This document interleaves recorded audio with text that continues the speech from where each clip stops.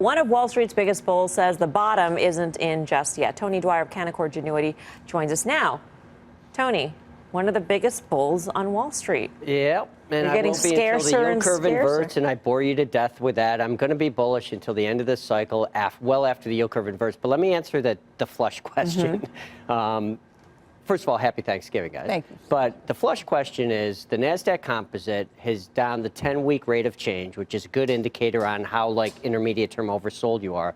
The 10-week rate of change on the NASDAQ composite it's at a -12. When I look back outside of a secular bear market, a recession-driven secular bear market, in 1973, you've had double-digit gains in the NASDAQ comp 6 and 12 months after that every time. So when I look back, what's a flush?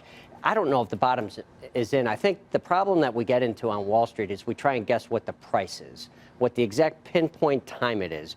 What I'm saying is the indicators that I follow, unless you're in a recession-driven bear market, whatever you lose from here, you will make up very quickly on an intermediate-term oversold bounce. We've called it, this retesting process, the slop, pop, and drop.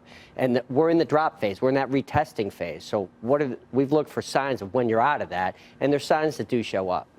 So in October, you had a price target year-end of 3,200. Right. Then you knocked it down to 2,950, and more recently, you knocked it down to 2,900. No, is that right? 2,900 okay. to 2,950. Okay. And basically, to make it clear, that sounds like I'm turning bearish right at the low. And that's what happened was when you've had a 9% drop in the S&P 500, it takes a median 71 days to recoup that loss in a non-recession environment. So it's statistics. You guys know me. It's not emotion. It's data. And the data is when you have that kind of flush in the S&P 500, it takes more than 3 months to get it back. So by definition, that pushes you out. I think it's really important to kind of identify that at the peak, when we were on the show talking about an environment ripe for volatility, you had investors' intelligence bulls were at 61%. The VIX was at 11. Right? The S&P, my trusty stochastic indicator weekly indicator we've used on here, was at 95. That was an environment where you want to say, hey, you're going to have a correction. You're ripe for, it was worse than I thought it was, clearly. But now we've got investors' intelligence bulls at 39%, almost half. That's sure to come down again, given how great it is this week. Sarcasm. You've got the weekly stochastic already hit near a historic low at 25 in the end of October, which is when we identified the bottoming process. So the VIX is above 20 for the bulk of the last month.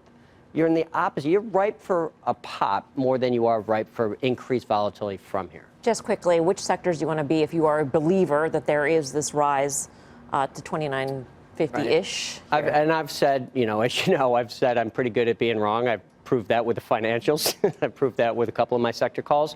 If you believe that the Fed is going to pause after the next rate hike, or even after 2 more rate hikes, and that would be a 1994 environment, the end of 94, when you almost inverted the curve, but you didn't. You went from good employment to a really slow economy, financials, industrials, tech, and healthcare. Is that your belief when you set this price target, that your assumption is the Fed is going to hike in December and then pause? Yes. Okay. So right. then what sector? But they don't need to. What they need to do, what happened in 1994, the only time that you've been able to do what the Fed's done and kept going without inverting the curve and causing a recession was 94. We're replicating that.